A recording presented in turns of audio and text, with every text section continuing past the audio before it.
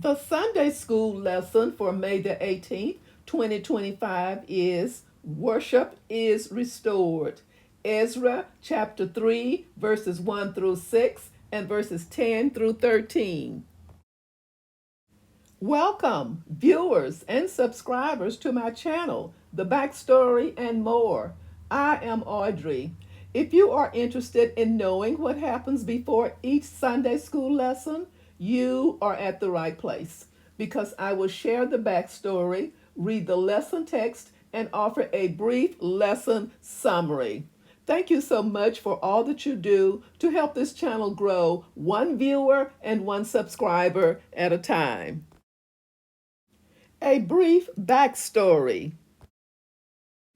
Ezra 3 opens with the returned exiles gathering in unity to rebuild the altar of the God of Israel and reestablish worship in Jerusalem.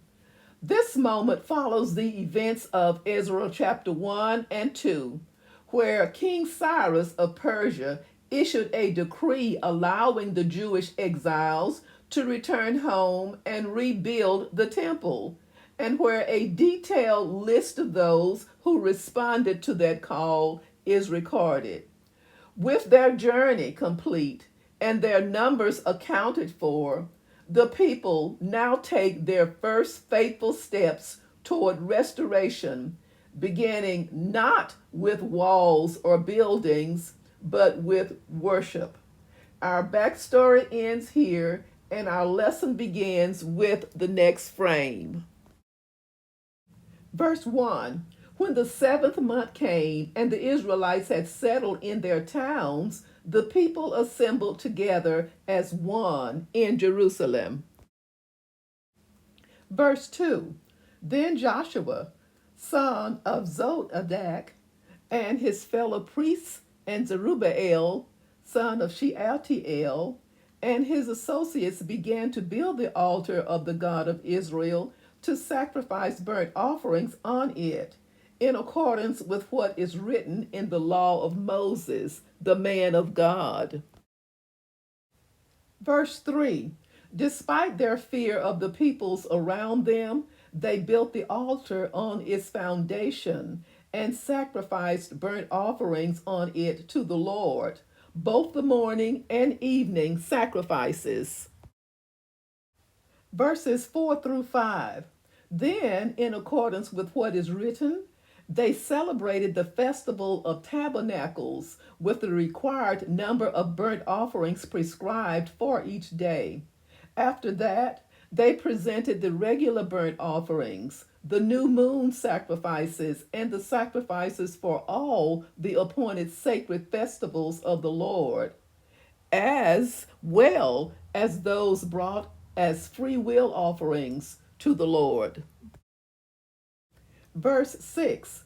On the first day of the seventh month, they began to offer burnt offerings to the Lord, though the foundation of the Lord's temple had not yet been laid. Verse 10. When the builders laid the foundation of the temple of the Lord, the priests, in their vestments and with trumpets, and the Levites, the sons of Asaph, with cymbals, took their places to praise the Lord as prescribed by David, king of Israel. Verse 11. With praise and thanksgiving they sang to the Lord. He is good. His love toward Israel endures forever. And all the people gave a great shout of praise to the Lord, because the foundation of the house of the Lord was laid. Verse 12. But many of the older priests and Levites and family heads who had seen the former temple wept aloud when they saw the foundation of this temple being laid, while many others shouted for joy. A brief summary. The seventh month was a special month in Israel's calendar. It included the Festival of Trumpets, the Day of Atonement, and the Festival of Tabernacles, or Booths. The spirit of unity among the returnees is seen as the people assembled together as one in Jerusalem. Joshua, son of Zodazak, not to be confused with Joshua, the son of Nun, who lived centuries earlier, was in the lineage of the high priests. Zerubbabel was a grandson of Jehoiakim, one of the last kings of Judah. These men led in the rebuilding of the altar and reinstitution of the sacrifice as written in the law of Moses.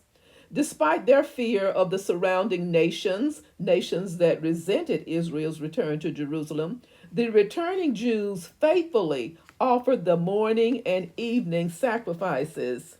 Having completed their preparations in the second month of the second year after their return, they began work on the temple's foundation. The laying of the foundation of the temple elicited mixed emotions from the onlookers.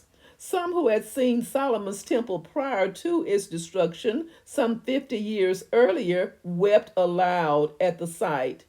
They may have been reflecting on the sin of Israel that brought about Jerusalem's devastation, or recognizing that the new temple would lack the splendor of the former.